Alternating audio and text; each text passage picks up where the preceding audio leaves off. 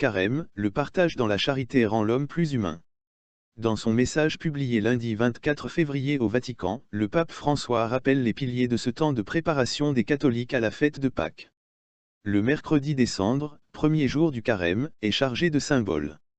En déposant un peu de cendre sur le front de chaque fidèle, le prêtre souligne la fragilité de l'homme, mais aussi l'espérance dans le pardon de Dieu. Dans l'Ancien Testament, les cendres évoquent aussi le péché.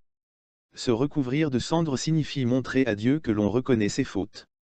40 jours. La durée du carême 40 jours sans compter les dimanches fait notamment référence aux 40 années passées au désert par le peuple d'Israël entre sa sortie d'Égypte et son entrée en terre promise.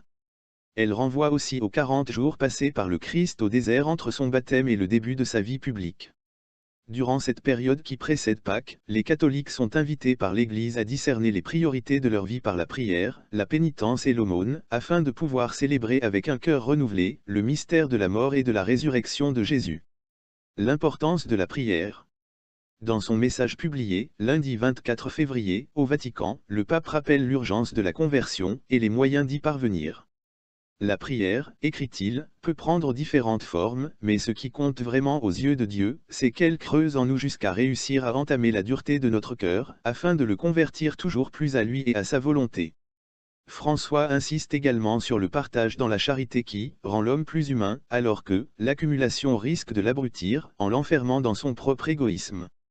Il dénonce aussi le bavardage, dicté par une curiosité vide et superficielle qui peut se faufiler dans un usage trompeur des moyens de communication. Nouveau gameplay Resident Evil 3 Remake en 4K spectaculaire. Resident Evil 3 Remake c'est, sans aucun doute, l'un des titres les plus attendus de cette année et pour cause. Capcom il a fait un travail fantastique avec le remake de 2, et ce même niveau de qualité devrait être transplanté dans cette future suite. En cas de doute, le gameplay le plus récent vous montrera qu'il n'y a rien à craindre, et ici vous pouvez le voir dans une résolution 4K spectaculaire. Heureusement, nous aurons l'occasion de profiter de ce titre peu de temps avant sa sortie officielle grâce à Capcom confirmant qu'il travaille déjà sur une démo pour ce jeu, bien que malheureusement il n'y ait toujours pas de date de début officielle. En revanche, si ce gameplay ne vous suffisait pas, n'oubliez pas que vous pouvez également voir un grand nombre d'images filtrées en cliquant sur le lien suivant. Resident Evil 3 Remake fera ses débuts le 3 avril pour PS4, Xbox One et PC. Coronavirus, pour la ministre Désir, une interdiction des voyages scolaires en Italie n'est pas justifiée. Si certaines écoles ont pris la décision d'annuler des voyages scolaires en Italie par précaution, l'annulation générale n'est pas encore à l'ordre du jour. La ministre Caroline Désir dit suivre la situation de près et être en contact avec les affaires étrangères. Selon elle, la situation ne justifie pas encore une interdiction des voyages. Selon les affaires étrangères, la situation ne justifie pas à ce stade qu'une mesure générale d'interdiction des voyages scolaires en Italie soit prise. Chaque pouvoir organisateur doit par contre suivre scrupuleusement les recommandations du SPF Affaires étrangères et leur évolution au jour le jour, en fonction de la zone où le voyage scolaire doit avoir lieu, explique-t-elle. La ministre prévoit en outre de faire parvenir une circulaire aux établissements scolaires de la Fédération Wallonie-Bruxelles afin de les informer des dernières décisions en la matière.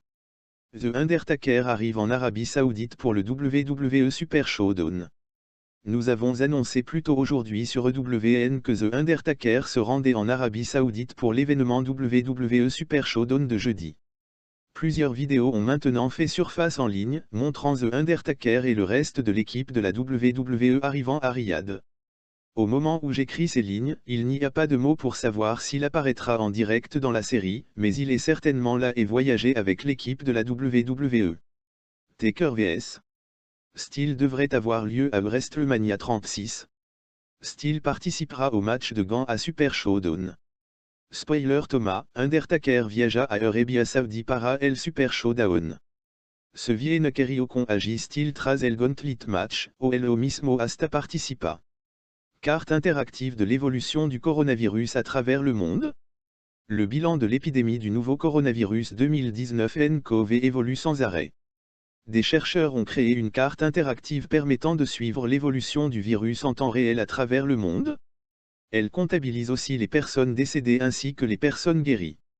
L'épidémie liée au nouveau coronavirus 2019 nCoV fait des ravages en Chine. Pour suivre sa propagation constante à travers le monde, une équipe de chercheurs de l'université américaine Johns Hopkins, plus précisément le Center for System Science and Engineering, CSSE, a mis en ligne une carte mondiale. Ce tableau de bord effectue le décompte en temps réel avec plusieurs mises à jour quotidiennes, continent par continent, pays par pays et même ville par ville, du nombre de personnes infectées par le nouveau coronavirus, de citoyens décédés mais aussi, point plus positif, de personnes qui ont pu être guéries. Nous avons mis au point ce tableau de bord parce que nous estimons qu'il est important pour le public de pouvoir suivre l'évolution de la situation en temps réel et sur la base de données transparentes, explique sur le site du Johns Hopkins Magazine Lauren Gardner, professeure de génie civil et codirectrice du CSSE. Les données utilisées pour actualiser la carte sont fiables et vérifiées. Elles proviennent de l'Organisation mondiale de la santé, OMS, des centres de contrôle et de prévention des maladies, aux États-Unis, de la Commission nationale de la santé de la République populaire de Chine et de Dingxianjiang, un réseau social pour les professionnels de la santé qui fournit des informations en temps réel sur les cas recensés, explique le site Sciences et Avenir. La carte permet également de visualiser la courbe d'évolution du virus depuis le 20 janvier 2020. Le bilan de cas confirmés et de victimes dépasse à ce jour les prévisions des responsables de la santé et l'ampleur de l'épidémie de SRA, syndrome respiratoire aigu sévère, de 2002 à 2003. Direct. Coronavirus, nouveau cas en France, dont un mort. 3 nouveaux cas de coronavirus Covid-19 ont été confirmés en France, a fait savoir le directeur général de la santé Jérôme Salomon ce mercredi matin. Ce mercredi 26 février en milieu de matinée, on a appris que 3 nouveaux cas de coronavirus Covid-19 ont été confirmés, dont un mort. Parmi ces personnes contaminées, il y a un Français de 55 ans hospitalisé à Amiens dans une situation clinique grave, font savoir les autorités sanitaires. Il y a également un homme de 36 ans qui revenait de Lombardie, dont l'état ne présente pas de gravité. Déjà ce mardi soir, 3 nouveaux cas de coronavirus avaient été confirmés en France, une ressortissante chinoise rentrée de Chine début février, actuellement hospitalisée à Paris, un Français de retour d'un séjour en Lombardie, hospitalisé dans la région Rhône-Alpes, un homme de 62 ans, hospitalisé à la Pitié-Salpêtrière à Paris, comme le révèle France Bleu. La venue de 3000 supporters de Turin, pour le match de foot organisé dans le stade de l'OL, suscite des interrogations. Les maires de Mézieux et d'Essines, dans la banlieue de Lyon, où est situé le Groupama Stadium, demandent l'interdiction de la venue des Italiens, au nom du principe de précaution. Le ministre de la Santé Olivier Véran a répondu, estimant qu'aucun argument scientifique et médical aujourd'hui ne conduisait à arrêter des événements collectifs. En Europe, un cas a été confirmé hier en Espagne, à Barcelone. Une personne a été infectée en Suisse, et 2 cas ont été identifiés en Autriche. En Italie, ce sont désormais 11 personnes qui sont décédées du coronavirus. Un cas a été confirmé en Algérie ce mercredi. Le coronavirus se propage dans le monde mais le rythme des contaminations ralentit. Le dernier bilan fait état de plus de 81 000 personnes contaminées, 30 000 personnes guéries et 2 760 morts à travers la planète. Élection métropolitaine à Lyon, Gérard Collomb toujours en tête des intentions de vote, selon un sondage. L'actuel maire de Lyon se maintient en tête des intentions de vote pour les prochaines élections métropolitaines. Dans la course à la mairie, Grégory Doucet, EELV, garde aussi un coup d'avance mais l'écart se resserre. Statu quo en haut des sondages.